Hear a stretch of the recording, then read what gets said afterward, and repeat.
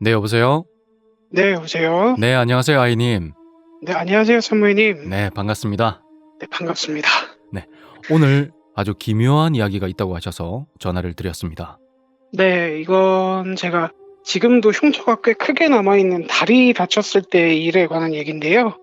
듣기에 따라서 좀 찝찝하거나 미묘할 수 있는 그런 얘기라고 생각해서 제보하게 됐습니다. 자, 그러면 그 이야기 한번 지금부터 들어볼게요.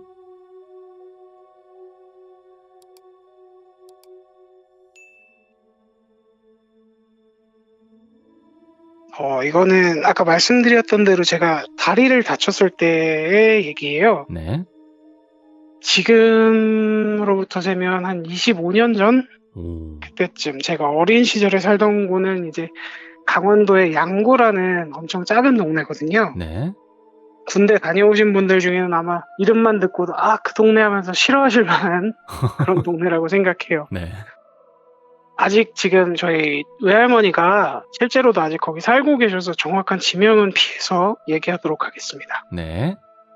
제가 살던 동네가 그 양구 치고도 꽤나 동네가 깊은 곳이거든요. 음, 진짜 시골 깡촌에 당시 기준으로도 거의 오지나 다름없는 그런 산골 마을이었어요. 오, 버스는 뭐 거의 2시간, 3시간마다 한 번씩 오고, 뭐 편의시설이라고는 철물점 한 군데랑 슈퍼마켓 정도? 음, 진짜 아무것도 없는 그런 동네였어요. 네. 그리고 당연히 이제 학교도 인근 학생들이 거의 대부분 한 곳으로 몰아다니는 조그마한 국민학교가 하나 있었고요. 음, 이름만 사실 국민학교지 거의 분교였거든요. 조그만. 네, 전교생을 다 합쳐서 이제 학년 안 가리고 전교생 다 합쳐서 10명이 채 안 되는 예. 조그마한 학교였어요. 오, 되게 작네요. 네, 그러다 보니까 이제 학교 친구들끼리 또 주변 마을 사는 사람들끼리는 거의 다 이제 알고 지내고 뭐 집안 사정도 대충 다 아는 그런 동네였죠. 네. 그리고 그런 총구석에서 이제 좀 많이 이질적인 집이 하나 있었어요. 오, 당시 마을에. 이제 저희끼리 부르는 이름으로는 개할머니네라고 불렀습니다. 개할머니요. 네, 개. 오, 이 개할머니네라는 건 사실 그냥 애들끼리 부르는 호칭 같은 거였어요. 음, 그 개할머니네 근처에 이제 공터가 있어서 자주 모였는데 어른들 앞에서 개할머니라는 이름을 하면 되게 화를 내셨거든요. 오, 네, 애들한테 그런 말 쓰는 거 아니다 하면서 혼내기도 하고. 사실 근데 그때는 그게 왠지를 몰랐어요. 이제 저희들끼리는 그 할머니네를 개할머니네라고 부르는 이유가 그 집에서 엄청 큰 개를 길렀기 때문이거든요. 오, 이게 사실 지금이야 개를 기른다고 하면 뭐 주변에 산책도 나오고 놀이도 하고 그러는 거지만 이제 그 옛날 시골에서는 그냥 개라고 하면 그냥 집 지키는 짐승이잖아요. 맞아요, 맞아요. 네, 그러다 보니까 항상 이제 집 주변을 둘러싸고 있는 돌담 안에만 묶여있는 그런 개였는데 저희도 실제로 본 적은 없어요. 본 적은 없는데 커다란 짐승은 대충 주변에 있기만 해도 기척이 느껴지잖아요. 오, 맞아요. 네, 특히나 이제 좀 사람 덩치에 맞먹을 정도로 큰 짐승쯤 되면 뭐 예를 들어서 땅 딛는 소리만 해도 어느 정도 소리가 나고 개나 이런 짐승들은 숨 쉴 때 헐떡일 때 소리 들어보면 이제 허블럭허블럭 하는 소리가 대충 들리니까 허블럭허블럭 좋아요. 네, 심지어 또 주변에 다가가면 어떻게 하는 건지 모르겠는데 엄청나게 크게 사납게 짖는 그런 개였거든요. 그래서 이제 개할머니네라고 불렀었어요. 사실 지금 생각해보면 그 집에 살던 분도 그렇게 할머니는 아니셨거든요. 네. 모든 얘기를 다 알게 된 다음에 생각해보면 한 40대 초중반? 그 정도 나이 때? 사실 지금으로 치면 중년이라고도 좀 하기 그렇죠. 어린 나이 때는 좀 그렇게 보일 수도 있죠. 그쵸. 나이대가. 네, 애들 보기에는 대충 어른 여자, 그 중에서도 이제 좀 꾸미지 않는 여자라고 하면 할머니라고 불렀으니까. 근데 사실 40대 초중반이라는 것도 알고서 놀랬던 게 뭐냐면 이분이 너무 막 다 내려놓은 차림새라고 해야 되나? 뭐 머리는 진짜 무슨 철사처럼 산발을 해가지고 고무줄 같은 걸로 대강 묶어놓긴 했는데 반쯤은 다 나와 있었고 얼굴에는 이제 표정이 하나도 없이 항상 인상을 쓰고 딱딱하게 굳은 얼굴에다가 옷차림도 뭐 꾸밀 만한 게 뭐가 있겠냐마는 너무 이제 관리가 안 된 듯한 너저분한 느낌? 네, 그런 차림이시다 보니까 저희들끼리는 그래서 개할머니네라고 불렀었습니다. 그 이미지가 조금 상상이 되네요. 당연히 뭐 저희는 엄청 무서워했죠. 음.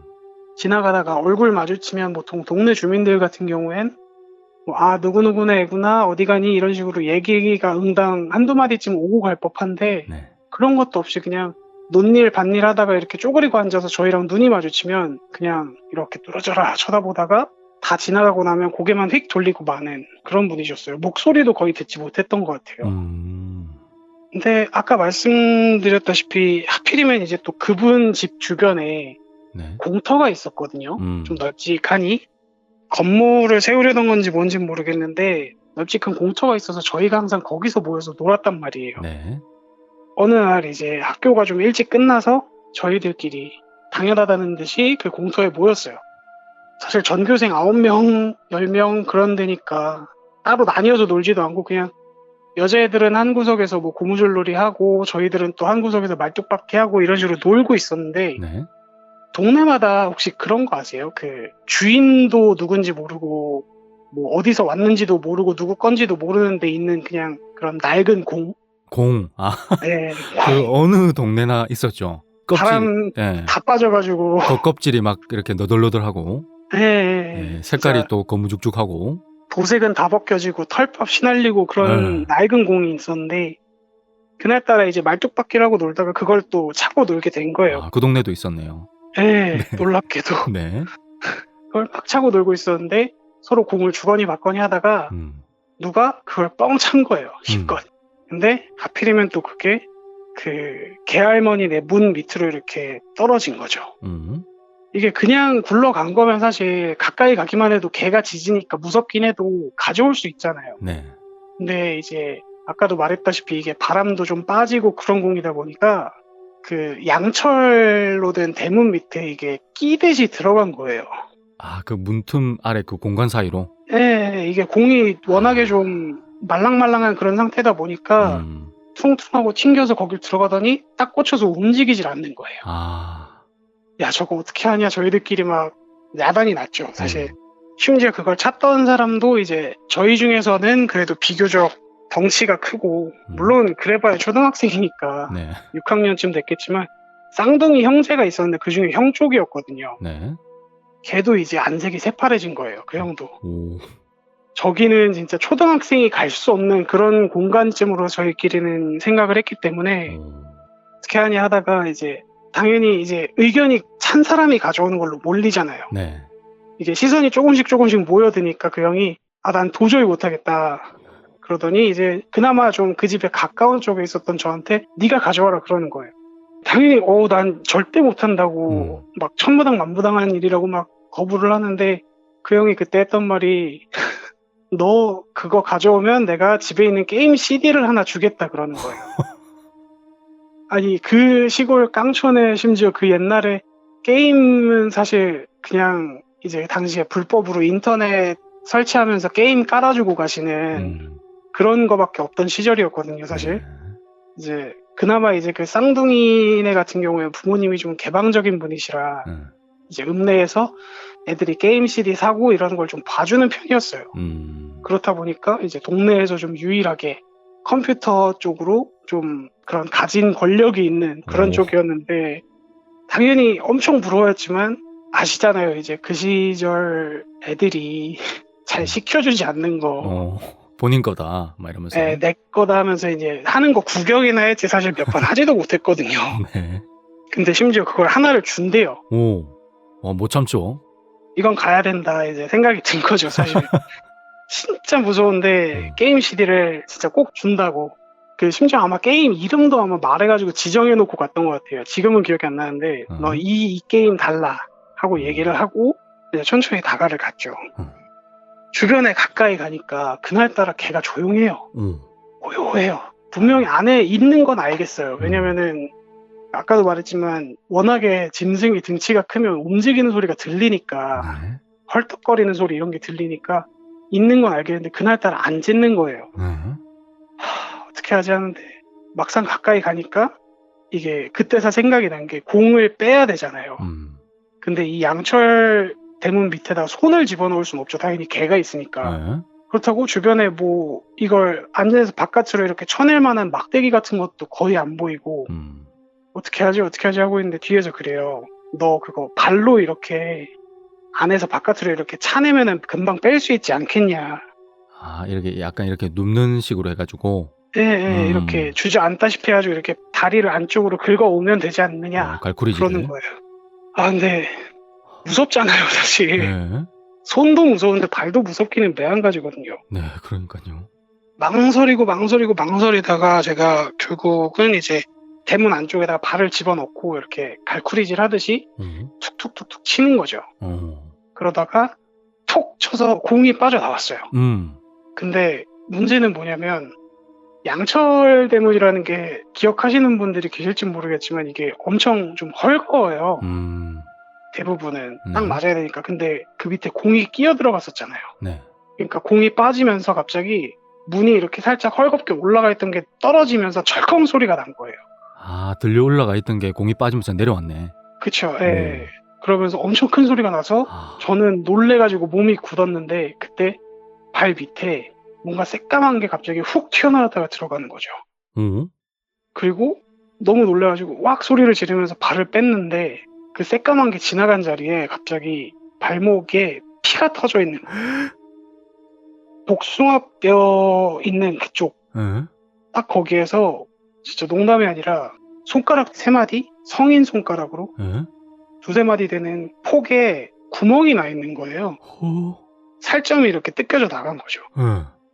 처음에는 이제 아픈 줄도 몰랐는데 뭔가 시커멓게 휙 나갔다가 들어오니까 그걸 보고 놀래가지고 발을 뺐는데 갑자기 이제 발목이 상태가 그러니까 너무 놀래가지고 그 자리에 진짜 주저앉아서 막 울었죠. 안에서는 또 그새까지 잠잠하던 개 짖는 소리가 막 들리고 애들도 당연히 이제 기겁을 했죠. 주변에 있던 애들도 막 삼삼오오 떨어져가지고 집으로 달려가고 누구는 뭐 부모님을 불러오네 선생님을 불러오네 하면서 그러다가 이제 당시에 이제 저희 외할머니의 친구분이셨던 이제 오토바이 할머니라고 부르는 분이 계셨거든요.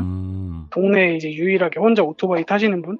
그분이 지나가다가 제가 이제 그 대문 앞에서 쓰러져가지고 울고 있으니까 왜 그러니 하고 다가와서 보신 거예요. 그러더니 이제 본인 목에다가 묶어놨던 스카프 같은 걸로 제 발목을 이렇게 묶어서 가려주시고는 저를 이제 데리고 오토바이를 태우신 거죠. 이제 병원으로 아마 출발을 하신 것 같은데 그때 가시면서 계속 하셨던 소리가 너 땡땡아 너 발목 보지 마라. 발목 보지 말고 그냥 앞에 보고 있어라. 그러고 계속 말씀을 하시는 거예요. 사실 저도 무서우니까 보기 싫죠. 아마 이제 그분은 이제 애들은 자기가 어디가 아픈지 정확히 알고 나면 더 우니까 그게 아마 걱정돼서 그러셨던 것 같은데 울고불고 난리를 치고 병원을 갔는데 또 병원에서도 이제 바로 수술이 안 되는 거예요, 이게. 그 정도로요? 그러니까 발목을 몽창 이게 살점을 물어 뜯겼다 보니까 이걸 하려면은 그 여기를 이제 꿰매는 게 아니라 주변을 한번 째서 이렇게 세로로 길게 상처를 내고 이렇게 덮듯이 꿰매야 된다 그러시는 거예요. 아, 진짜 너무너무 무서웠는데 어떻게 일단 수술이 되긴 됐어요. 지금도 흉터가 남아있는데 이게 지금도 양쪽 발목 대보면 굵기 차이가 꽤 날 정도로 꽤나 이제 깊은 상처였었나 봐요. 사실 그때 이후로는 이제 그 집 근처를 아예 못 갔죠. 그렇죠. 네, 동네 어른들도 진짜 크게 혼내시고 쌍둥이 형도 흔히 말해서 머리를 밀린다고 하죠. 이제 머리 빡빡 밀리고 저한테 사과하러 또 따로 오고 나중에는 이제 주겠다고 했던 게임 CD도 주긴 했는데 물론 그러다가 이제 중학교 때쯤 이제 저희 집이 이사를 하게 돼요. 물론 할머니는 거기 계속 계시지만 저희 이제 가족만 이제 인천으로 올라오게 됐어요. 사실 그 뒤로는 잘 거기에 기억해 본 적은 없는 것 같아요. 너무 어렸을 때 일이기도 하고 그 뒤로도 이제 외할머니 댁을 명절 때나 가끔 갔지 거의 가보질 않았으니까 이제 그리고 10년쯤 전인가 이제 제가 군대에 아직 있던 시절 군대에 아직 있던 시절에 오랜만에 이제 또 할머니네를 가게 된 거예요. 이게 그 전에 명절에도 좀 뭐 휴가나 이런 게 안 돼서 못 나오고 있다가 한 2년, 3년 만에 이제 할머니네 댁을 가게 된 거였거든요. 네. 이제 당연히 주변에 바뀐 것도 엄청 많아요. 사실 원래 없던 교회도 생기고 어디 터에는 뭐도 생기고 이랬는데 돌아다니다 보니까 그 개할머니네 집이 네. 없더라고요. 네. 원래는 이제 돌담 이렇게 울타리 이렇게 돼 있고 양철 대문도 높게 있고 그래서 되게 이질적인 집이었는데 그런 게 없이 그냥 싹 밀리고 그 자리에 전파상이 들어섰더라고요. 이제 뭐 텔레비전, 라디오 이런 거 수리하시는 그런 가게가 들어섰길래 놀랐어요. 사실 이게 그때야 개할머니라고 불렀지만 말했다시피 그렇게 나이가 많이 드신 분이 아니었거든요. 그렇다고 속된 말로 이제 좀 정신이 안 좋으신 분이었으니까 어디 이사를 갔을 것 같지도 않고 그래가지고 집에 와서 할머니한테 한번 여쭤봤어요. 네. 할머니 저기 개할머니네 있던데 싹 밀리고 딴 데 됐는데 원래 거기 살던 사람 어디 갔어? 그렇게 물어봤거든요. 네. 근데 할머니가 그러시는 게 그 여자 작년에 죽었대요. 아유. 이게 좀 뭐라 그래야 되지? 물론 유감까지는 아니었어요, 솔직히. 너무 어릴 때 일이기는 해도 뭐 걔한테 물렸던 일도 있고 사실 그렇게 친하지도 않았으니까 유감은 아니었는데 너무 놀란 거예요, 제가. 네. 사실 어머니랑 나이 차이도 그렇게 안 나는데 벌써 돌아가실 나이였나? 그렇게 생각해보면 그건 또 아닌 것 같고 왜 죽었지? 뭐 이런 식으로 생각을 하다가 그냥 문득 생각이 나가지고 그럼 그 집에서 기르던 개는 어떻게 했어? 하고 할머니한테 여쭤봤거든요. 네. 그러니까 할머니가 갑자기 대답을 안 하시고 그때 무슨 쌀을 씻고 계셨었나 그랬는데 바가지를 들고 쌀을 씻고 계셨던 것 같은데 저를 딱 보시더니 이렇게 아무 말도 안 하고 그냥 물끄러미 쳐다를 보세요. 그러다가 그냥 쓱 가시는 거예요. 대답을 안 하시고. 네. 좀 이상하잖아요, 사실 반응이. 내가 뭐 사람 어디다 묻었냐 물어본 것도 아니고 개가 어디 갔냐 물어본 건데 이게 너무 좀 반응이 묘해서 이제 엄니한테 가서 여쭤본 거죠. 뭐 그 집 뭐 어떻게 했길래 할머니가 저렇게 이상하게 구시냐. 근데 또 엄니도 한동안 이제 그냥 할머니가 하셨던 것처럼 물끄러미 그냥 절 쳐다만 보시다가 대답을 해주셨어요. 이게 어머니도 이제 이 일이 있던 당시에는 그 개할머니랑 비슷한 연배 조금 더 어린 그런 연배라서 이제 동네 소문을 주워 듣고 다니니까 네. 알게 된 사정인데 원래는 그 개할머니라는 분이 그렇게 약간 이상한 사람은 아니었대요. 한 12~13살 이제 그때쯤만 해도 동네에서 이제 좀 똑똑하다. 딱 부러진다, 똑소리 난다. 이런 걸 엄청 유명했던 그냥 총명한 애였는데 이제 어느 날부터인가 갑자기 감기에 걸린 것 같다면서 이제 좀 알아 누웠다나 봐요. 네. 근데 이게 감기 치고도 좀 이상한 게 애가 이제 열이 막 40도, 41도 이러니까 그 부모님이 놀래가지고 병원에 데려가 봐도 이거 왜 그러는 건지를 모르겠다 그런 얘기만 들었는 거예요. 그렇다고 뭐 제대로 해주는 것도 없이 그냥 항생제 해열제 정도나 놔주고 그냥 집에 들어가서 쉬게 해라. 해줄 수 있는 게 없다 이런 얘기를 듣고 그러니까 이게 부모는 속이 타죠. 사실 애가 그쵸. 이러는데 원인도 모르고 이러니까 그래가지고 주변에 찾다가 이제 무당집을 데려가 보신 거예요. 그 개할머니를. 근데 들어갔는데 어느 무당이 당시에 개할머니가 이제 문을 열고 들어서자마자 너무 놀래더니 지금 당신 딸 신들리는 거라고 그러더래요. 그러니까 신병이라고 하죠. 이게 열이 원인 불명의 열이 나고 막 알아눕고 이러는 게. 네. 그리고 애가 가끔 헛소리하는 거 그런 것도 그거 다 공수라고. 요즘도 그렇지만 이게 무당이라는 게 그렇게 인식이 좋은 일은 아니잖아요, 사실. 그래도 그렇죠. 네, 안 그래도 좀 똑똑하고 영특하고 그래서 부모님이 기대를 많이 걸고 있었는데 뜬금없이 무당이 된다니까 부모님이 놀란 거예요. 네. 그래가지고 이거 뭐 어떻게 그 누름굿이라고 하죠. 네. 그 무당이 못 되게 하는 신들리려는 걸 막는 밀림꾼. 그런 걸 못하느냐 그러고 물어봤더니 무당이 진짜 학을 떼고 고개를 저으면서 절대 못한다 그러더래요. 이게 왜 그러냐고 물어보니까 이게 따님 몸에 내리려는 신이 보통 신이면 모르겠는데 대감신이시래요. 네. 이게 뭐라 해야 되지? 무당들 몸에 실리는 신 중에서도 좀 권위가 있는 힘이 있는 급이 높은? 네, 급이나 격이 높은 그런 신이시라나 봐요. 그런 신이시니까 자기가 누른다고 해서 눌러서 가실 분이 아니라고 절대로 못한다고 굿값도 안 받고 그냥 가라고 했대요. 이게 부모는 당연히 겁이 나죠. 그래가지고 주변에 있던 다른 무당들 뭐 어디 팔랑리나 이런 데 있는 또 만신 없냐 이런 식으로 수소문을 막 하고 다녔대나 봐요. 근데 뭐 무슨 용한 할머니 어디 보살님 이런 사람들을 다 불러 모아도 딸한테 손가락을 못 대는 거예요. 뭐 누구는 이제 집 주소 불러줘서 찾아왔더니 대문 밖에 서 있다가 이 집 난 못한다 하고 그냥 가버리기도 하고 뭐 누구는 뭐 새끼 무당들 다 데리고 오고 뭐 상 차릴 것까지 다 준비해 와가지고 이제 판만 벌리면 된다 하는데 여자의 방문을 열자마자 갑자기 기절을 하기도 하고 그러니까 보통 신이 아니었대나 봐요. 그게 너무 강한 신이었대나 봐요. 애는 이제 열이 막 들떠가지고 입술이 버쩍버쩍 마르고 피골이 상접을 하는데 그렇다고 이대로 부모된 마음에 애를 이대로 무당으로 만들 수는 없다. 그러니까 애는 나날이 죽어가기만 하는데 어느 날인가 이제 그 집 소문을 듣고서 근처 동네에 살던 다른 할아버지 한 명이 찾아를 왔대나 봐요. 그냥 뭐 특별한 일 하는 건 아니고 그냥 좀 동네에서 용한 할아버지? 네, 정식 직업으로 무당을 하는 분은 아니고 그냥 이분한테 상담하면 좀 대충 방법을 알겠다 하는 그런 정도의 할아버지셨는데 그 할아버지가 찾아와가지고 그러시더래요. 진짜 애가 무당이 안 되게만 해주면 되는 거냐. 나중에 후회할 수도 있는데 괜찮냐. 이런 뉘앙스의 말을 하시더래요.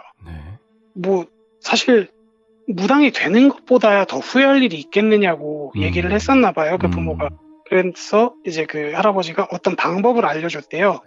그리고 신기하게 이제 그 방법대로 했더니 그 신기가 싹 나온 거죠. 없어졌다고요? 네, 열에 앓던 것도 없고 그냥 깨끗하게 싹. 그 방법이 뭐였느냐고 하니까 집에서 개를 한 마리 길렀었거든요. 그 집에서.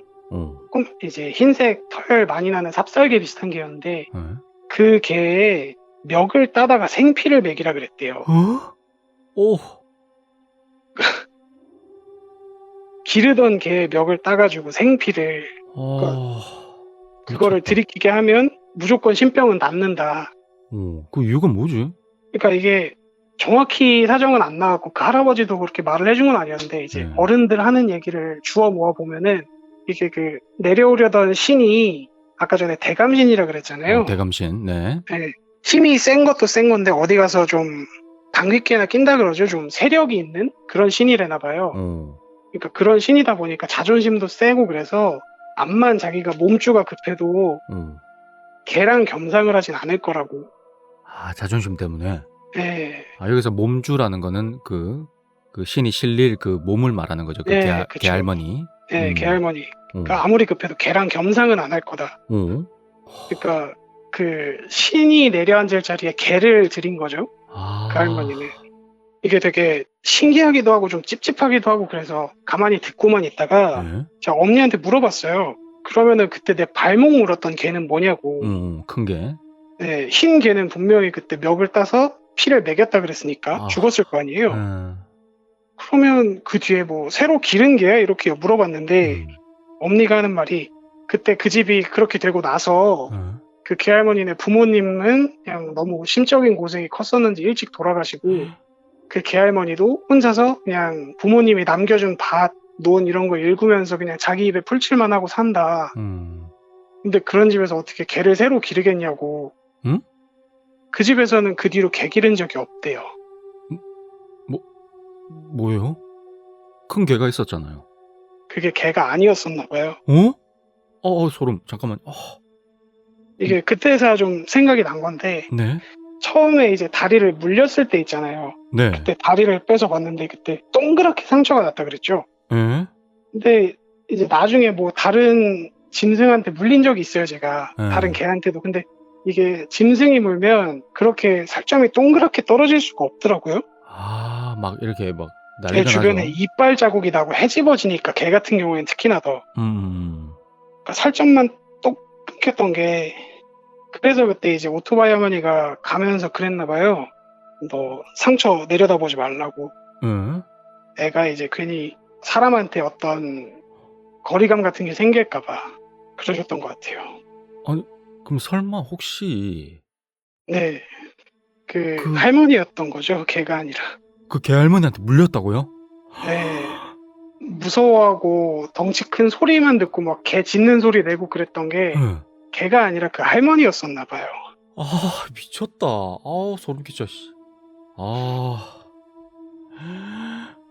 오컬트적인 얘기인지 아닌지는 잘 모르겠지만 사실 어, 그런 얘기였습니다. 야, 그러면 그 큰 개의 존재란 건 아예 애초에 없었던 거고, 그쵸. 그냥 집 안에서는 저희는 무슨 일이 벌어지는지 모르니까. 대문 안에. 와, 그러니까 그 개할머니가 물었던 거고, 그 그쵸. 헐떡거리는 소리도 개할머니였던 거고. 예. 그러니까 지금 생각해보면 신들일 자리에다가 개를 들여놨으니까 예. 그 할머니가 이제 남들 안 보는 집 안에서는 개 신용을 내고 있었나 보다. 그렇게 짐작을 해보는 거죠. 제가 또 다르게 짐작이 되는 게, 네. 이야기를 쭉 들어보니까, 네. 그 개할머니가 정신이 온전치 못하고, 또 막 개 흉내를 냈다 막 그랬잖아요. 네. 혹시 그 삽살개의 저주는 아니었을까 그런 생각도 드는데요. 그쵸. 어떻게 보면은 또 흰 개 입장에서는 그냥 잘 길러지다가 갑자기 멱이 따인 거니까. 그러니까 가족한테 죽임을 당한 거잖아요. 그쵸. 억울하게. 와, 아이님. 네. 너무 소름 끼치는 이야기 잘 들었습니다.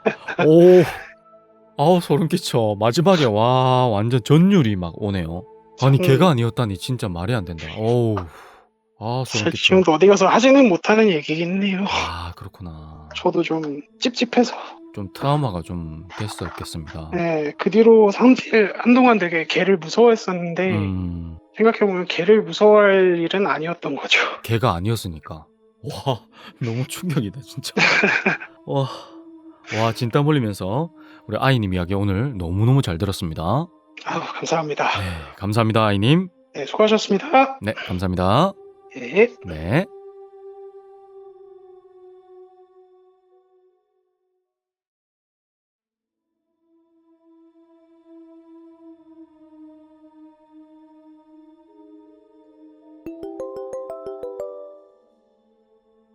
여보세요? 여보세요? 네, 안녕하세요 아이님. 안녕하세요 산모님. 네, 반갑습니다.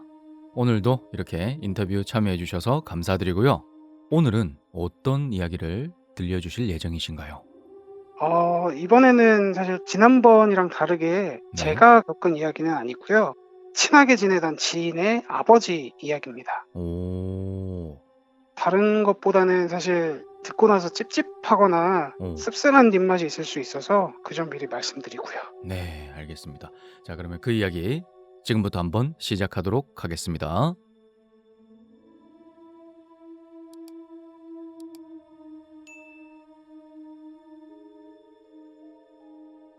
아까도 말했지만 이번 이야기 주인공은 제가 아니라 친하게 지내던 지인분의 아버지의 이야기예요. 네. 매번 그렇게 호칭하기가 좀 번거로우니까 지금부터는 편의상 지인의 아버지를 A라고 부르겠습니다. 네, 알겠습니다. A가 아직 대여섯 살쯤이던 시절에 A하고 그 어머니 되시는 분은 항구 근처에서 살고 계셨대요. 그러면 되게 좀 오래 전이겠네요? 네, 그게 왜 그러냐면 아버지 되시는 분은 당시 이제 월남전이라고 하죠. 네. 베트남 전쟁 때문에 군에 동원돼서 떠나 계셨다고 해요. 그러니까 지금으로부터 한 50년 전, 1970년대쯤 되겠네요. 이제 얘기 드렸다시피 이제 겨우 20살을 조금 넘긴 어머니만이 이제 A와 함께 살고 있는 유일한 가족이었거든요. 네. 전쟁에 나가신 아버지가 남겨주시고 간 거라고는 작고 아담한 집 하나 그뿐이라서 A 어머니는 이제 홀로 생활을 건사하려고 진짜 닥치는 대로 아무 일이나 하셨다나 봐요. 네. 그 중에서도 이제 알고 지내던 지인인 이제 조그마한 배 선장님한테서 생선을 떼와서 파는 그런 일을 주로 하셨대요. 네. 당시 상황도 그렇고 그 다음에 딱히 어디 애를 맡길 곳이 있는 것도 아니었으니까 어쩔 수 없이 이제 A를 데리고 항상 시장에 나가셨다고 합니다. 근데 그것 때문인지는 모르겠는데 A는 그렇게 좀 영특한 편은 아니었다나 봐요. 아, 공부해야 될 시간에 이렇게 시장 따라다니고 그랬으니까. 네, 물론 이제 당시 사람들이 다 그랬겠지만 지금으로 치면 이제 좀 있으면 학교 갈 나이잖아요. 그런데도 이제 아직 한글 읽고 쓰는 법도 못해서 그냥 말만 하는 그런 정도였다나 봐요. 네. 물론 A 어머님도 이런 상황을 알고는 있지만 그래도 어떻게 먹고는 살아야 되니까 그쵸. 어쩔 수 없지 하면서 그냥 그러려니 하고 넘기고 계셨대요. 네. 근데 어느 날인가 이제 그날도 이제 새벽에 항구로 나가서 생선을 떼와서 팔고 있는데 A는 졸음이 덜 깨가지고 옆에서 꾸벅꾸벅 졸고 있고 어머니는 이제 지나가는 사람들 붙들어 가면서 생선을 팔고 있는데 갑자기 좀 이상한 기척이 느껴지더래요. 네. 그래갖고 뭐지 하고 이제 A의 어머니가 뒤를 돌아보니까 졸고 있던 A의 얼굴을 딱 붙잡은 누가 있는 거예요. 웬 여자가 A의 얼굴을 딱 붙잡고 이렇게 코가 닿을 정도로 가까이에서 이렇게 눈을 들여다보고 있더래요. 얼굴을 어떻게 붙잡고 있었죠? 얼굴을 이렇게 양손으로 딱 붙잡고 키스하기 직전인 것처럼 이렇게 코랑 코가 마주 닿는 그런 정도. 네, 되게 이상하잖아요. 네. 근데 문제는 이 여자가 좀 유명한 사람이었어요, 그때. 어떤? 이 여자가 좀 시장에서 유명했던 게 당시 이제 동네마다 있는 광년이 있잖아요. 아, 네, 광년이. 네. 약간 좀 정신이 온전치 못한 분들. 예. 네, 그런 분이었는데 이게 아주 미친 건 아니고 조그만한 전방이라 그러죠. 옛날식 슈퍼마켓에서 낮에는 이제 담배 같은 걸 팔고 밤에는 이제 양각시짓을 하면서 돈을 버는 그런 여자였다나 봐요. 양각시가 어떤 걸 말하는 거죠? 아, 이게 양각시라는 게 좀 옛날 표현인데요. 네. 한국 전쟁 직후에 이제 미군 부대를 상대로 어떤 몸을 파는 장사를 하던 그런 여자들을 칭하는 멸칭이라더라고요. 아, 그렇구나. 네, 물론 이제 미군 부대만 상대하는 건 아니었지만 그 주변에서는 그냥 대체로 그런 화류계 같은 여성을 그런 식으로 불렀다나 봐요. 아, 네. 당시에는. 네. 무슨 이유였는지는 몰랐는데 A의 어머니하고 그 여자가 사이가 진짜 안 좋았다나 봐요. 이게 툭하면은 시장에서 얼굴만 마주쳐도 곧 머리채 잡고 싸우고 이런 일이 드물지 않은 그런 여자였는데 이 여자가 좀 특이했던 게 평소에는 이렇게 미친 여자처럼 하고 있었잖아요. 네. 근데 어느 날 갑자기 좀 정상적일 때 몸에 신을 받는다고 해야 되나? 접신을 한다고 하죠. 네. 갑자기 사람이 이상해져서 어떤 예언 같은 걸 하는 그런 경향이 있었다나 봐요. 이제 옛날 말로는 신파라고 하죠. 신파. 정식으로 몸에 신을 받은 건 아닌데 그냥 어떤 점쟁이 기질이 있어서 가끔씩 그걸 방언처럼 내뱉는 그런 여자였다나 봐요. 네. 그런 여자가 애를 붙잡고 있으니까 너무 놀란 거예요. A 어머니가. 그렇죠. 네, 그래가지고 어깨를 이렇게 탁 밀치고 너 지금 뭐 하는 짓이냐고 막 화를 내는데 평소 같으면 이렇게 시비를 붙었을 때 대뜸 그냥 어머니 머리채를 잡고 같이 싸우는 그런 스타일인데 희한하게 그날따라 그냥 밀쳐면 밀쳐지는 대로 막 뒤로 구르면서 깔깔깔깔 웃더래요. 미친 것처럼. 네.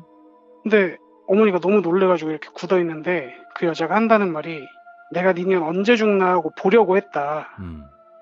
근데 막 웃으면서 하는 소리가 네가 그렇게 애지중지하는 아들 손에 네가 죽을 거다 이런 식으로 얘기를 하는 거예요. 이게 당연히 말이 좀 지금도 그렇겠지만 아들한테 엄마가 죽는다는 말이 쉬운 말이 아니잖아요. 끔찍하죠. 네, 너무 나쁜 말이라서 이제 이게 한 번 사람이 너무 크게 화가 나면은 반응이 잘 안 나오잖아요. 숨이 막히고. 네네네. 그런 상황이 돼가지고 너 이런 식으로 막 말을 더듬고 있는데 그 여자가 도망치듯이 이제 가면서 하는 말이 너 아들 공부시키지 마라.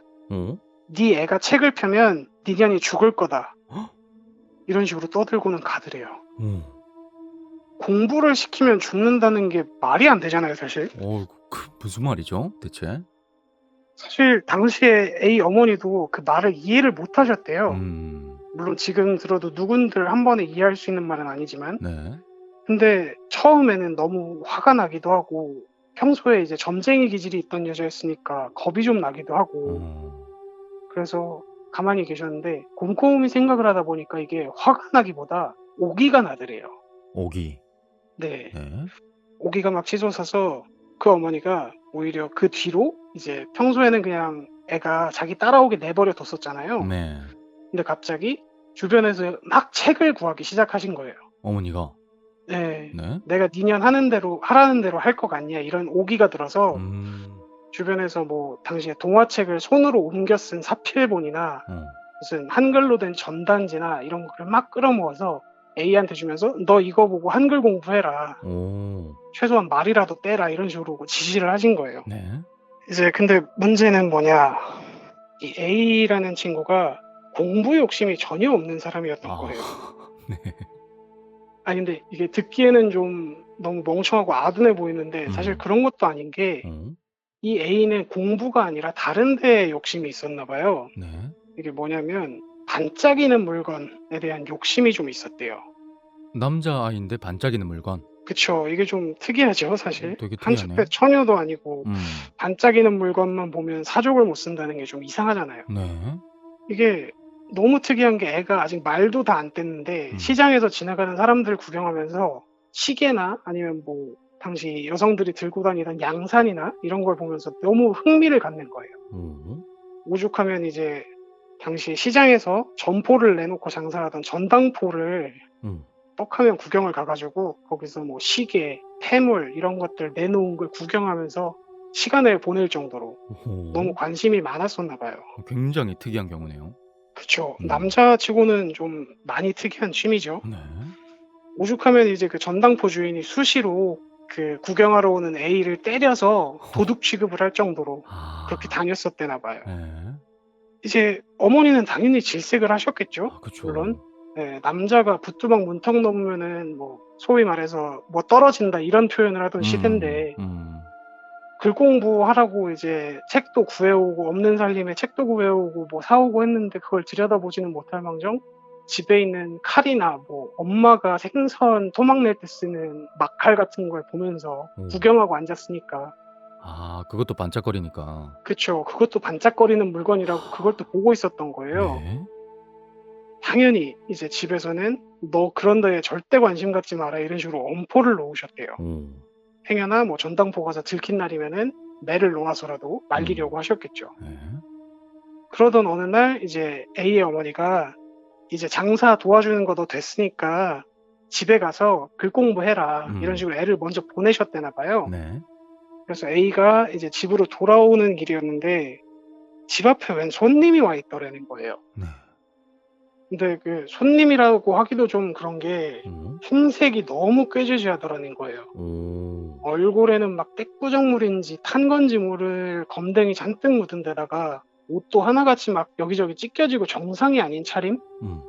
그래가지고 처음에 봤을 때는 손님이 아니라 아 웬 거지패가 들었나 보다 그런 생각을 했대나 봐요. 네. 어린 마음에도 이제 무시하고 집으로 지나쳐 들어가려는데 갑자기 그 손님이 A의 손목을 딱 잡으면서 너 이 집 사는 애야? 그러고 물어보시는 거예요. 네.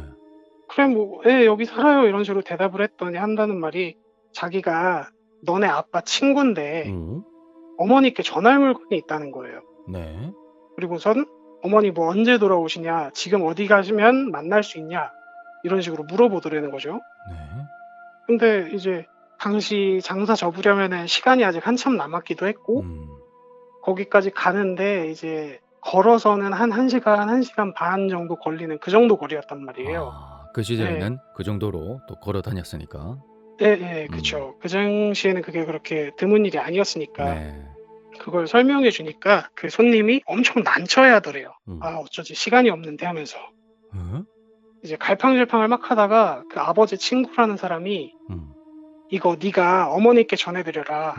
아버지 친구가 줬다고 하면 알 거다. 이런 식으로 말을 하면서 뭘 딱 쥐어주는 거예요. 네. 근데 세상에 그게 너무 예쁘더래요. 조그만한 게 한 손바닥 안에 들어오는 정도 되고 햇빛에 비춰보니까 반짝반짝 은빛으로 빛나는 게 이게 겉면에는 뭐라고 글씨가 써있기는 한데 이제 당시에 아직 A는 한글을 몰랐으니까 네, 그게 뭔지는 몰랐고 그냥 너무 예쁜 게 갑자기 손에 들어온 거예요. 이게 반짝이는 물건이면 사족을 못 쓰던 A니까 당연히 이제 아주 넋이 나간 거죠. 그걸 보고. 어머니가 시장에서 돌아올 때까지 그걸 이렇게 막 창문 햇볕에 비춰보면서 와 예쁘다 이런 식으로 보고 있었대요. 근데 어머니가 돌아오셨는데 이게 아버지 친구가 주고 간 물건이잖아요. 그럼 당연히 전해드려야 되는데 욕심이 나더라는 거예요. 이게 A 어머니가 계속 못하게 말리기도 했고 자기도 어느 정도는 참고 있었는데 그걸 보자마자 너무 갖고 싶다. 욕심이 난 거죠. 네. 물론 죄책감도 들고 아 이건 도둑질 같기도 한데 그런 생각도 했는데 결국에는 참지 못하고 그걸 본인이 펴놓고 있던 책 갈피 사이에 숨긴 거죠. 워낙에 얇고 작았으니까. 네. 그 뒤로도 이제 그걸 종종 꺼내 보면서 너무 예쁘다, 너무 만족스럽다 하면서 계속 보고 지냈다나 봐요, A는. 세월이 흘러서 결국 그 A는 반짝이는 물건을 워낙 좋아했잖아요. 그러다 보니까 시계점 일을 시작하게 됐대요. 오, 뭔가 취향이 맞는 일을 찾았네요. 그쵸. 본인 적성에도 잘 맞는 그런 일인데 근처에 이제 새로 장사를 여는 시계점에서 심부름꾼 일을 시작하다가 너무 애가 이 일을 좋아하니까 내가 한번 가르쳐 보겠다 하면서 가게 주인이 도제 형식으로 가르쳐 주기 시작했나 봐요, 일을. 오, 네. 네. 근데 또 어머니는 좀 기가 막혀 하긴 했대요, 사실. 그렇게 공부하라고 기를 쓰고 책을 들어 날랐는데 이제 3년이 지나도록 한글도 못 대던 애가 시계점 일은 금방금방 배워오니까 그래 뭐 네 살 길 찾았으면 그걸로 됐다 그런 식으로 넘어가긴 하셨는데 물론 그 사이에 이제 집에도 좀 변화가 좀 있었죠.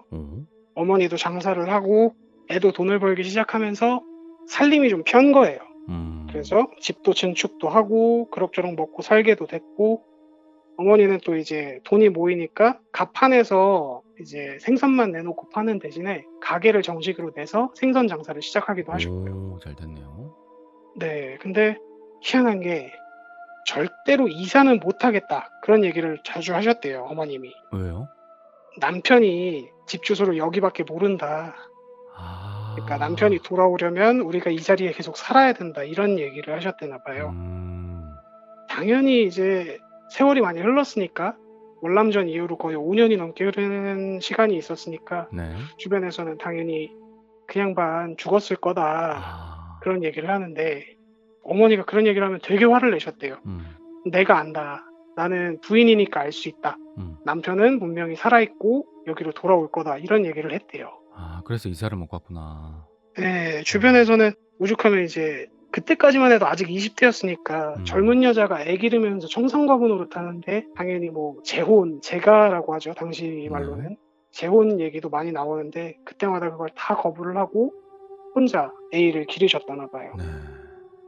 이제 물론 당연히 앉아서 기다리기만 하신 건 아니었거든요. 이게 좀 특이한 게 당시에 전쟁이 끝나고 모든 군인들이 다 살던 곳으로 돌아간 건 아니래요. 이게 특이한 게 어쩌다가 이제 다른 동네에서 자기 살림을 꾸리기도 하고 혹은 새 여자랑 눈이 맞아서 그 여자랑 그냥 또 새집 살림을 차리기도 하고 가끔은 이제 흔히 이제 월남용사 아니면은 뭐라고 해야 될까요? 그런 분들은 다리나 팔을 다쳐오는 경우가 있잖아요. 네, 한쪽을 잃거나 다쳐서 못 쓰게 되거나 그런 경우엔 내가 집에 돌아가면 짐이 되니까 차라리 그냥 돌아가지 말고 내 입에 풀칠이나 하며 살자 이런 식으로 다른 데서 그냥 먹고 사는 일도 드물지는 않았다나 봐요. 그래서 어머니도 자기 이제 생선 대주는 선장이나 아니면 장사를 시작하면서 안면 튼 여러 사람들한테 아버지 인상착의 같은 걸 말해주면서 소식을 좀 많이 알아보셨대요. 비슷한 사람이 있다는 얘기를 들으면은 가가지고 직접 방문을 해보기도 하고 하면서 물론 이제 아버지를 찾을 수는 없었는데 근데 어머니는 계속 그러시더래요. 내가 안다. 아버지 무조건 살아계시다. 그런 얘기를 입버릇처럼 하고 계셨던 거죠. 이제 그렇게 또 수십 년이 지나서 이제 A, 그러니까 제 지인의 아버지도 가정을 이루고 자식들을 낳는 그런 나이대가 된 거예요. 근데 이제 그때쯤 되니까 주변에 재개발이랑 이런 게 얽히기 시작했나 봐요. 네, 주변 상권이나 이런 게 떠나가고 이사를 결국 갈 수밖에 없는 그런 상황이 된 거죠. 물론 어머니도 처음에는 못한다. 난 여기서 기다릴 거다 하고 계속 앓아받고 버티셨는데 그것도 한계가 있잖아요, 사실. 그렇죠. 네, 그러다 보니까 결국 그나마 이제 가까운 곳으로 자기는 이사를 하고 A는 이제 자기 가정을 꾸려서 새로 나가기로 한 거죠. 원래는 그 한 집에서 계속 같이 살다가 이제 그럼 집을 정리해야 되잖아요. 근데 한 자리에서 30년을 살았잖아요. 짐이 엄청나게 많은 거예요. 그렇죠. 아무래도 악착같이 사느라 버리는 법을 몰랐으니까 엄청 물건이 많았대나 봐요. 네. A랑 뭐 A의 아내 또 자식들이랑 어머니 이렇게 해가지고 짐 정리를 하는데 끝도 없더래요. 진짜 거의 막 지층을 파헤치듯이 이렇게 짐을 버리고 하는데도. 근데 그 짐 정리를 하던 와중에 A가 발견을 한 거죠. 진짜 옛날에 쓰던 물건, 이제 다 파헤치고 옛날 물건이 나온 거예요. 추억의 물건들. 그쵸. 뭐 어머니가 자기를 위해서 사모으던 뭐 근처 소학교 교과서들이라던가 아니면 동화책의 필사본이라던가 전단지라던가 이런 게 이렇게 묶여서 나왔어요. 이야. 아, 우리 이렇게 어렵게 살았지, 힘들게 살았지 하면서 얘기를 하다가 문득 A가 떠올린 게 있어요. 뭐였냐면 아버지 친구가 주고 갔던 물건 있잖아요. 아, 네네네. 반짝거리던 물건. 네, 그걸 생각이 났는데 이게 곰곰이 생각해 보니까 이게 자기가 시계 정리를 시작하면서 반짝이는 물건을 실컷 봤잖아요. 네. 그러다 보니까 집에 있는 그 아버지 친구가 준 물건은 그냥 책에다가 넣어놓고 잊어버렸던 거예요. 아, 좀 미련이 덜해졌네요. 네, 그러니까 다른 데서 이미 충족이 됐으니까 그건 관심이 없어진 거죠. 네. 근데 그게 문득 생각이 나서 아, 맞다. 아버지 친구가 어머니한테 전해주려는데 그 생각이 난 거예요. 그래서 막 허겁지겁 책을 찾다가 어머니가 너 뭐하냐, 뭘 그렇게 찾냐, 다 풀어 헤치면서 버려야 될 물건들인데. 근데 하는 말이 이제 아버지 친구가 준 물건이 있다. 그때 어머니한테 전해주려 했는데 내가 깜빡하고 미처 말을 못하고 책에다가 넣어놨다. 네. 이런 얘기를 한 거죠. 막 책을 뒤지다가 이제 옛날에 읽던 동화책 사이에 그 물건이 이렇게 툭 떨어진 거예요. 책을 뒤지다가. 당시처럼 반짝이지는 않고 이제 빛이 발해가지고 누렇게 되기도 했고 옛날에는 이제 손에 들어오는 조그만한 사이즈였던 그게 이제는 손가락 2마디 정도밖에 안 되는. 그게 뭐였냐면 아버지의 인식표더래요. 인식표요? 네, 군번줄에 달린 그거. 아. 그러니까 A는 글자를 몰랐잖아요. 네. 거기 아버지 성함이 써 있는 걸 몰랐던 거예요. 아이고야. 그러니까 아버지 친구가 주고 간 선물인 줄 알았는데 그게 아니라 아버지랑 같은 부대에 있던 동료가 전해주고 간 이제 부고 소식이었던 거죠. 애한테는 이제 차마 설명을 못하니까 어머니한테는 아버지 친구가 줬다고 하면 알 거다 이런 식으로 어물쩍 넘어간 건데 이제 그걸 보고서 어머니가 넋이 나가신 거죠. 아이고야. 바닥에 툭 떨어져가지고 뭔가 하고 봤더니 아빠 이름이 적혀있는 옛날 그 인식표가 나오니까 이게 내가 이 사람 죽은 줄도 모르고 내가 30년을 기다렸다고. 아이고. 진작에 죽은 줄 알았으면 제사상이라도 차렸을 건데 30년을 굶기게 했다고. 진짜 너무 아무런 표정이 없이 그냥 화내지도 않고 울지도 않고 그냥 멍하니 그 물건을 보고 계시더래요. 아이고, 넋이 나갔구나. 그 뒤로는 어머니가 아주 그냥 넋이 나간 채로 계신 거죠. 병원에 입원을 하시고도 한 반년 동안 이제 A가 잘못했다, 죄송하다 얘기를 해도 일절 반응 없이 지내시다가 한 반년쯤 지나고 나서 그냥 돌아가시게 됐대요. 갑자기요? 네, 아직 사실 지금까지 살아계셔도 이상할 거 없는 나이인데 기력이 쇠하신 것처럼 그러면서 내 기일에 아버지 제사도 같이 지내라 그 얘기를 하고 그냥 자는 듯이 가셨다고 합니다. 아이고. 근데 이제 A가 그때 떠올린 게 그 시장에서 미친 여자가 했던 말 있잖아요. 네. 네 자식이 책을 펴면 네가 죽는다고. 오. 그 꾀꾀 웃던 말이 생각이 나면서 설마 이 얘기였나 싶더래요. 네 자식이 책 펴면 네 년이 죽는다 했던 소리가.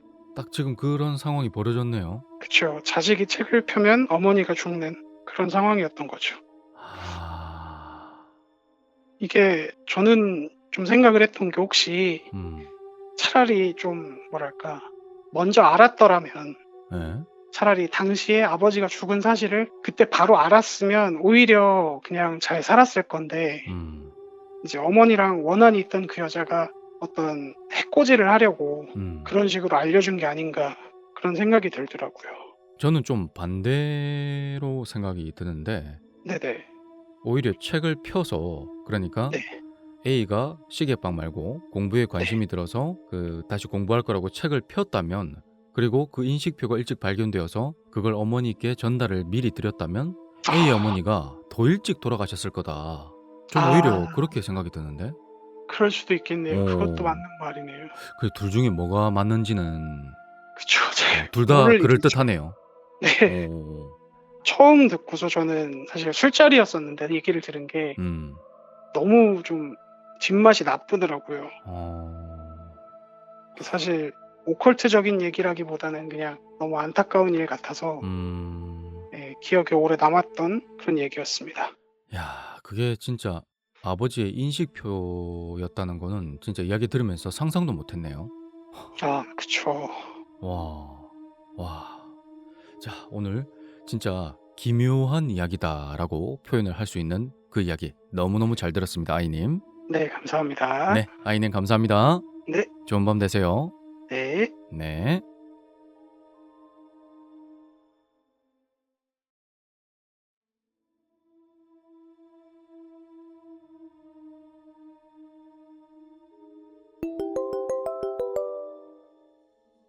여보세요? 여보세요? 네, 안녕하세요, 아이님. 안녕하세요, 산무이님. 네, 반갑습니다. 네, 반갑습니다. 자, 오늘 어떤 이야기를 들려주실 건가요? 오늘 할 얘기는요, 네. 저랑 동갑내기 친구이자 저랑 비슷한 시기에 학교에 전학을 와서 친해지게 된 친구가 어렸을 적 이상한 이야기를 전해드리려고 전화를 드렸습니다. 오, 이상한 이야기. 네. 자, 그러면 지금부터 그 이야기 한번 들어보도록 하겠습니다.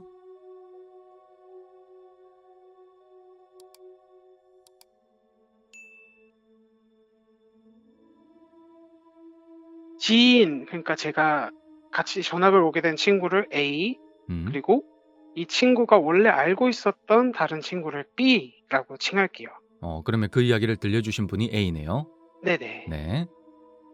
A랑 B는 울산 소재의 어느 작은 동네에서 같이 초등학교를 다니던 친구였대요. 지금도 사실 이 A란 친구는 저희들 사이에서 어떤 모임의 리더격일 정도로 되게 외향적이고 성격이 좋은 친구거든요. 네. 그런데 이 B라는 친구는 조금 특이한 친구였다고 해요. 이게 참 이렇게 말하면 좀 안 좋겠지만 그 또래, 초등학교 또래 친구들한테 어떤 안 좋은 일에 타겟이 될 만한 요소를 좀 많이 가지고 있었던 친구래요. 괴롭힘을 당했구나. 네, 말을 좀 더듬었었고 집이 가난하기도 했고 어머니랑만 함께 사는 편모 가정이었던 데다가 특출나게 잘하는 운동도 없고 공부도 그렇게 흥미가 없는 그리고 무엇보다 이 친구 뒤에서 떠도는 소문이 좀 안 좋았다나 봐요. 속칭 그런 말이 있죠. 귀신 보는 애다. 아, 네. 네, 이게 실제로 본 건지 아니면은 그 친구가 그냥 좀 관심을 끌어보려고 그런 소리를 했던 건지 모르겠는데 학기 초에 A 말고 다른 친구들이랑도 두루 얘기를 했잖아요. 네. 그때 그런 얘기를 했대나 봐요. 내가 귀신이 보인다. 그런 얘기를. 근데 이게 관심이 끌어지기보다는 쟤 이상한 애다 하고 이제 좀 경원시하게 된 거죠. A는 사실 뭐 귀신을 보내 안 보내 이런 건 상관없이 그냥 뭐 친구니까 같은 반 친구니까 친하게 지내는 그런 타입이었거든요. 네. 그래서 딱히 그런 소문에 신경 쓰지 않고 B와 함께 학교를 다녔다고 해요. 네. 아마도 B의 유일한 친구가 A였던 거겠죠. 착하네요. 그렇게 해야죠. 그쵸. 네. 근데 참 안타깝게도 중학교에 올라가도 그렇게 사정이 나아지지는 않았나 봐요. 초등학교 때까지는 인원이 그렇게 없는 학교라 1학년부터 6학년까지 쭉 같은 반이 됐는데 네. 중학교에 가서 반이 갈린 거예요. A랑 B가. A는 성격도 좋고 뭐 이것저것 다 잘하는 인싸니까 새로운 반 친구들하고 친해져서 같이 다니는데 B는 이제 워낙에 안 좋은 소문도 있었고 학교의 유일한 친구가 A인데 A랑 어울리지를 못하니까 반에서 이렇게 고립이 된 거예요. 안타깝다. 학교 정도는 이제 가끔 같이 했지만 언제까지고 이제 A가 B랑만 다닐 수도 없는 노릇이니까. 그렇죠. 보통은 이제 새로운 반 친구들을 같이 어울리게 되죠. 그쵸. 반까지 갈렸는데 뭐 특별한 인연이 있는 것도 아닌 친구를 그렇게 오래 챙겨줄 수도 없고. 이렇게 초등학교 때보다 좀 거리가 멀어진 채로 중학교 생활을 하다가 A가 이제 아버지의 직장 문제로 인천으로 전학을 가게 됐어요. 고등학교 때. 네. 그러다 보니까 A는 갔지만 B는 또 거기 남게 된 거죠. 그리고 B와의 인연도 거기까지였다고 해요. 물론 이제 당시에 핸드폰 번호 정도는 남겨줬지만 뭐 그렇다고 굳이 먼저 걸기도 좀 그런 정도의 친구로 남은 거죠. 서먹서먹하게. 네. 사실 원래도 이 A라는 친구가 학업에는 그렇게 관심이 없었어요. 그리고 이제 아버지가 직장 때문에 인천으로 급하게 옮긴 것만 봐도 좀 눈치가 오시겠지만 집안 사정도 그렇게 좋지가 못했고요. 그러다 보니까 얘는 이제 고등학교를 졸업하자마자 바로 군대를 갔어요. 대학을 아예 들어가지도 않고. 네. 그리고 전역하자마자도 자기가 먹을 건 자기가 챙기겠다 하면서 당시 인천에 남동공단이라는 그 공장 지대가 있거든요. 있죠. 네, 거기 근처에 조그마한 고시텔, 네, 원룸형 고시텔에 들어가서 아예 독립을 하게 된 거죠. 그 공장 단지를 다녔네요. 네. 그렇게 이제 공단에서 일을 시작한 어느 날에 이 A한테 전화가 한 통 와요.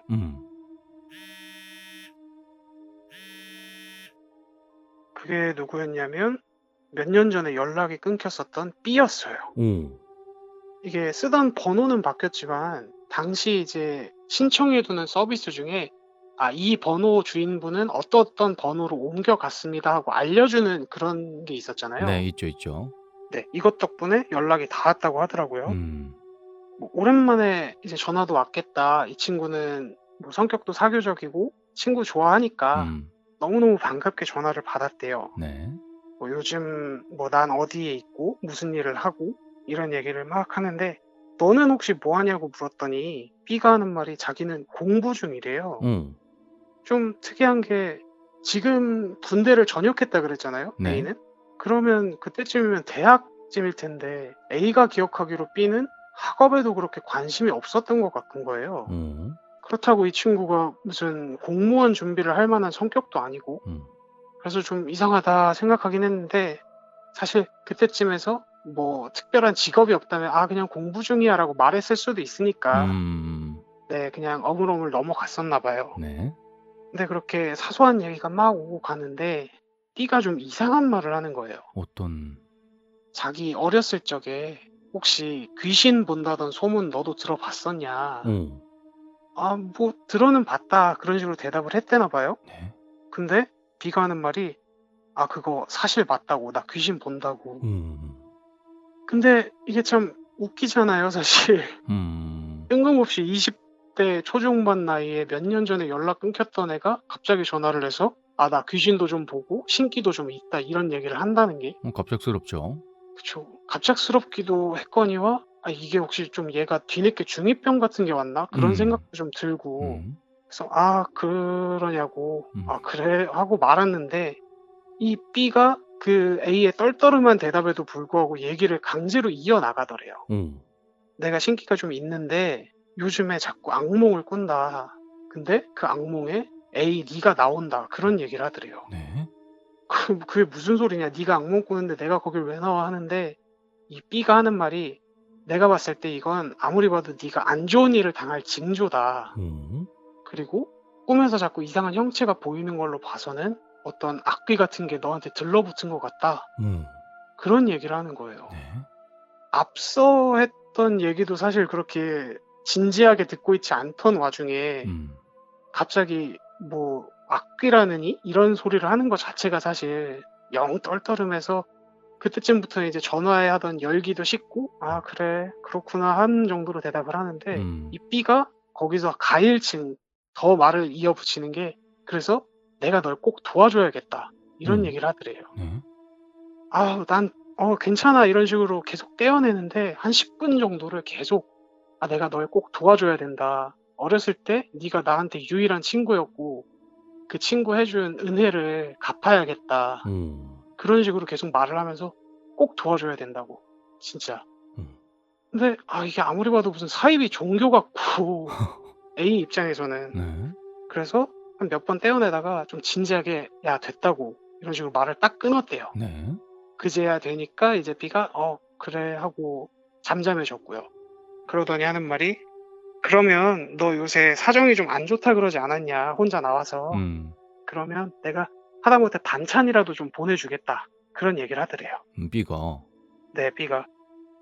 이 A 입장에서 사실 그냥 안 받고 싶기도 한데 이게 그럴 수도 없었던 게 진짜 전역하자마자 자기 몸뚱아리 하나만 들고 방을 잡은 상태였단 말이에요. 공장에서 일을 하려고. 네. 그러다 보니까 집에서 뭐 원조해 주는 건 없고 고시원에서 주는 밥이랑 김치만 먹고 살자니 그건 또 너무 퍽퍽하고. 그래서 그 반찬이라는 말에 혹해서 이 A가 집 주소를 알려줬대요. 네. B한테. B는 내가 꼭 반찬이랑 이런 거 보내줄게 하고 연락이 좀 끊겼다나 봐요. 고시텔로. 네. 근데 이 A 같은 경우에는 이제 아까도 말했지만 형편이 많이 안 좋잖아요, 지금. 그러다 보니까 그 공장에서 일하는 걸 제외하고도 뭐 주말에는 편의점 알바를 한다던가 아니면 야근을 굳이 신청해서 한다던가 하면서 계속 자기를 몰아붙였대나 봐요. 야근을 하는 경우에는 사실 돈도 돈이지만 야근할 때 공장에서 식사를 제공해 주니까 아예 저녁까지 공장에서 먹고 나오는 그런 생각을 했었나 봐요. 네. 그렇게 일을 하는 와중에 한 일주일쯤 지났을 때였나? 그때쯤부터 A한테 약간 이상한 일이 벌어지기 시작해요. 이게 뭐 특별한 이상한 일은 아니고 그냥 집에 들어오면 뭔가 낯선 기시감 같은 게 느껴지는 그런 거라고 해야 되나? 뭐 예를 들어서 책상 위에 자기가 뭘 냅뒀었는데 그게 서랍 안에 들어가 있다던가 아니면 이부자리를 개켜놨던 모양이 아무리 봐도 내가 아침에 개켜놓고 갔던 거랑은 좀 다른 그런 느낌을 받았대요. 폴터가이스트 현상인가? 그 생각을 A도 한 거예요. 혹시 이게 B가 말한 그 악령 얘기를 한 게 혹시 이건가? 그런 생각이 들더래요, A도. 좀 이상한데? 싶은 그런 느낌? 사실 오싹하긴 한데 그것보다는 피곤하고 자고 싶은데 신경 쓰이는 게 더 싫어서 A는 그 사실을 무시하고 그냥 일단은 지냈다고 해요. 현실적인 이유로. 네. 힘이 드니까 사실. 근데 다시 일주일쯤 지난 뒤에 관리인실에서 연락이 오는 거예요. 고시텔에. 부재 중에 받아놓은 소포가 있다. 그러니까 와서 가져가라. 근데 A는 뭐 말했지만 당장 반찬 살 돈도 없는 마당에 자기가 소포를 시킨 게 없는 거죠. 네. 근데 무슨 소포가 왔다 그러지 하다가 생각난 게 B가 반찬을 보내겠다고 했잖아요. 이걸 그제서 보냈나 보다. 갑자기 거기에 생각이 미쳐서 그거 제 거 맞아요 하고 받으러 갔대요. 일이 끝나고. 근데 반찬 같은 게 들어있으려면 좀 박스가 커야 되잖아요. 아이스박스던지. 그쵸. 근데 아무리 봐도 그냥 손바닥만한 쬐끄만 상자인 거예요. 뭐야? 그러니까 분명히 적혀있는 주소도 A 자기 주소가 맞고 이름도 적혀있는데 내용물이 너무 작아 보여. 그래서 그냥 박스를 이렇게 따봤더니 들어있는 게 그냥 테이프더래요. 테이프? 비디오 테이프 이런 거 아니고 그냥 박스 테이프. 뭐야? 그냥 슈퍼에만 가도 살 수 있는 그 테이프 한 롤이 그냥 그게 들어있더래요. 택배비가 더 들겠네요. 그러니까요. 이게 물건값도 값이거니와 근처에 뭐 편의점도 있고 슈퍼도 있는데 내가 그런 걸 뭐 하려고 소포를 보냈지? 그런 생각이 드는 거예요, 얘는. 좀 이상하다 싶어서 이렇게 고개를 갸웃갸웃하고 있는데 관리인이 옆에서 이제 소포 따는 걸 보다가 한마디 툭 하는 게 최근에 좀 이것저것 자주 사네? 그러더래요.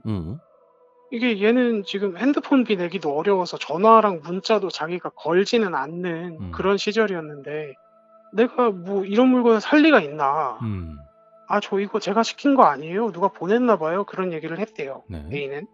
근데 그 얘기를 듣고 관리인 양반이 갑자기 그래? 하고 뭔가 의문스러운 그런 표정을 짓더래요. 갸웃거리는 그런. 네, 고개를 갸웃갸웃 하더니 갑자기 자기를 끌고 관리인실 안으로 막 들어가는 거예요. A를 끌고.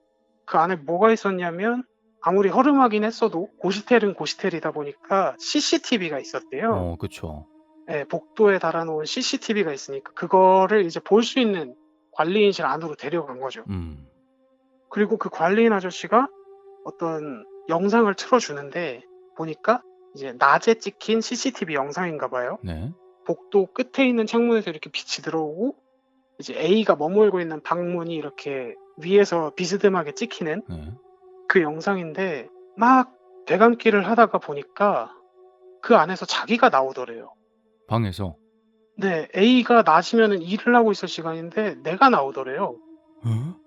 뭐지? 하고 이렇게 봤는데 그 관리인 노인이 말했던 것처럼 택배 이제 배달원이 와서 택배를 건네주고 그걸 또 안에서 나온 A가 받는 그런 광경이 찍혀 있는 거예요.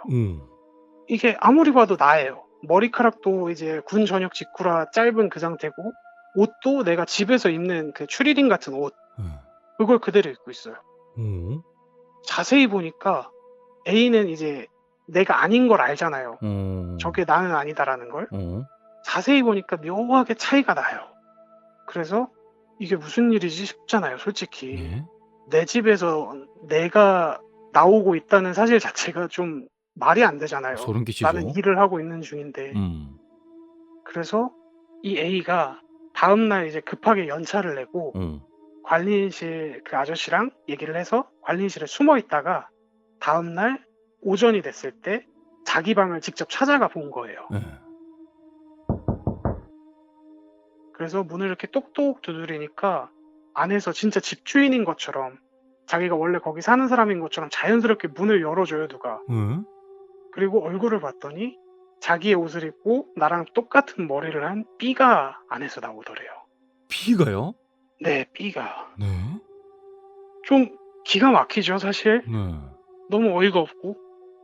너 지금 안에서 뭐해? 하는 얘기를 하는데 얘도 이제 똑같이 충격을 받고 멍해서 막 정신이 없다가 하는 말이 내가 너 꼭 도와줘야 해서 왔다. 너 악귀가 어쩌고 그때 했던 얘기 있잖아요, 전화로. 내 꿈이 어쩌고 악귀가 어쩌고 하면서 막 횡설수설을 하더래요. 내가 꼭 도와줘야 해서 왔다고. 열쇠는 어떻게 했냐고 보니까 관리인 노인이 이제 자리를 비웠을 때 열쇠공을 불러다가 열쇠를 복사하고 자기가 그걸 쓴 거예요. 근데 이게 더 이해가 안 되는 게 분명히 잠은 A가 집에 와서 잤잖아요. 네. 그러면 이 B라는 친구는 A가 자리를 비우고 있는 낮 동안만 여기에 있었단 얘기잖아요. 네.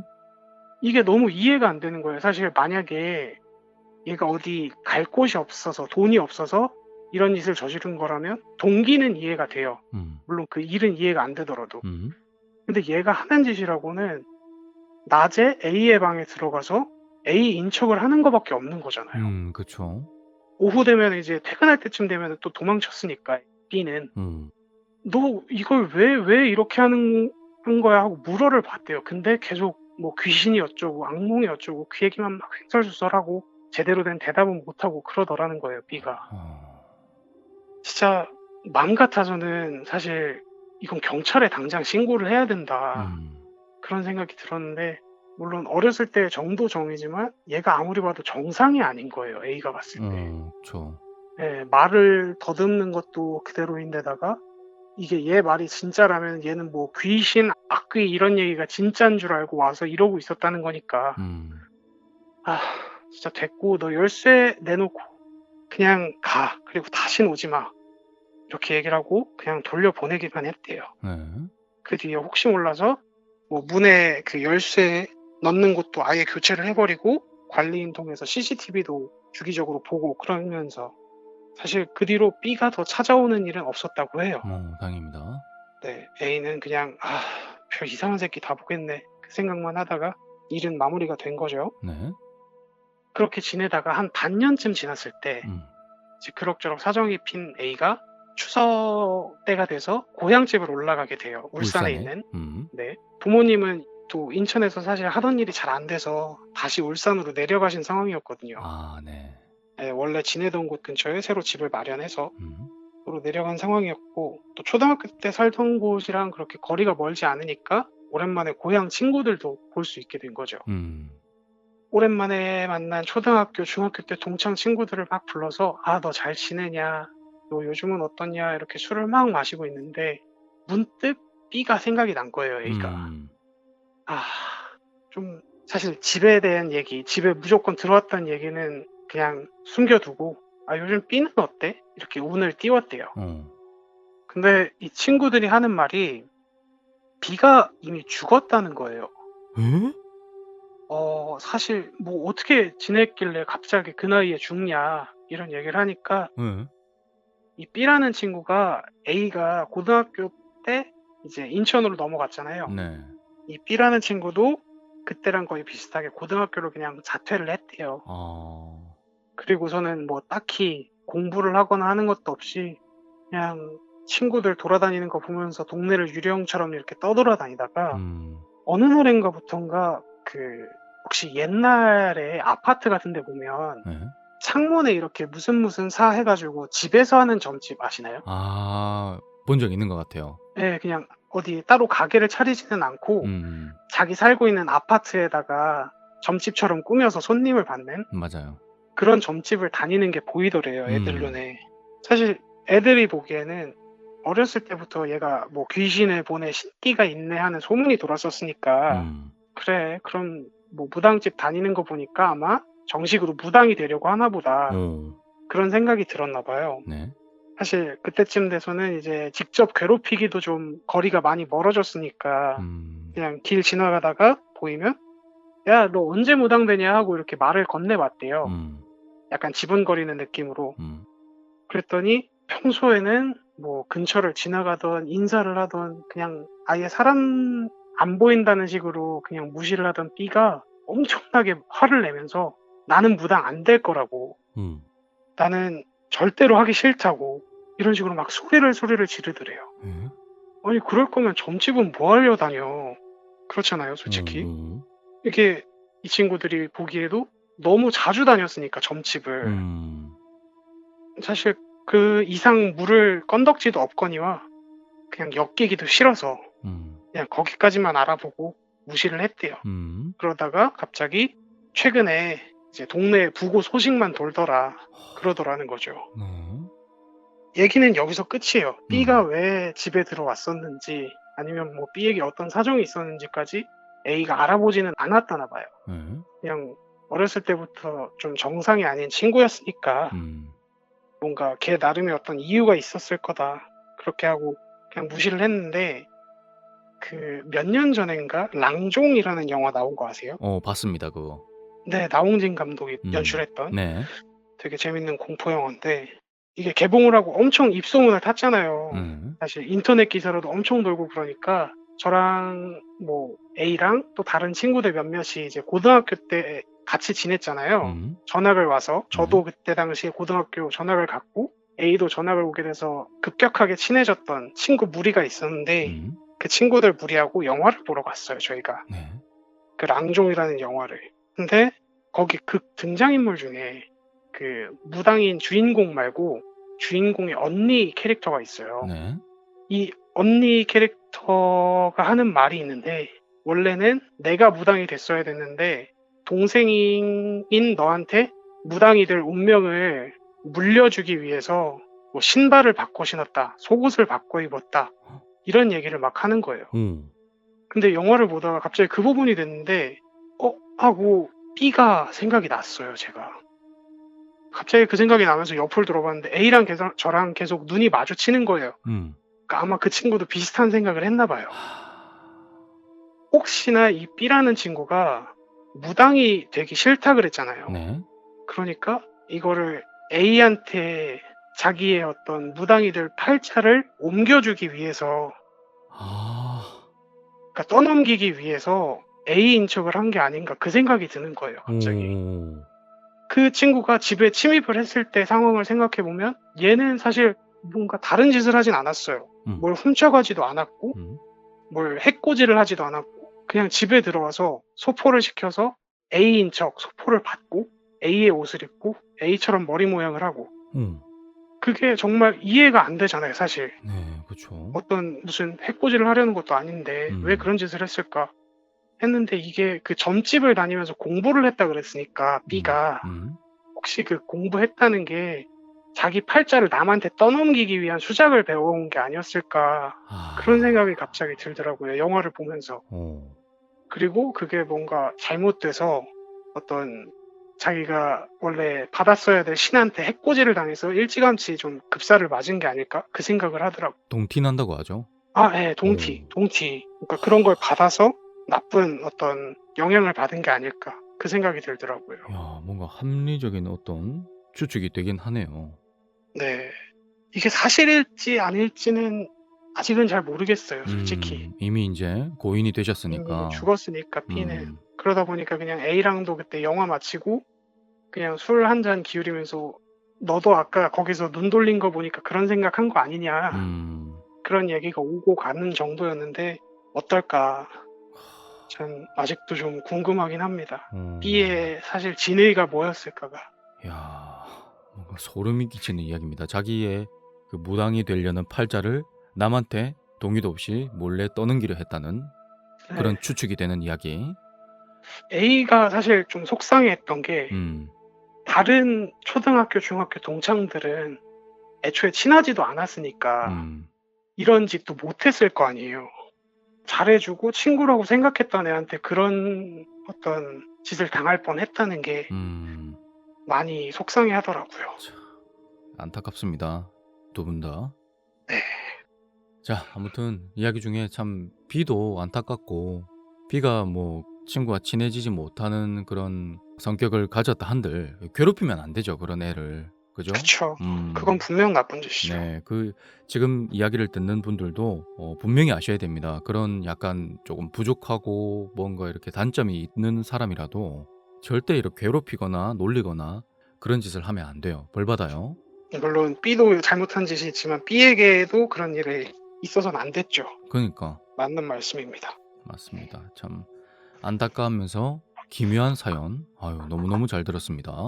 아유, 아닙니다. 기묘한 이야기 정말 잘 들었습니다. 자, 감사합니다, 아이님. 감사합니다. 수고하셨습니다. 고맙습니다. 네. 네.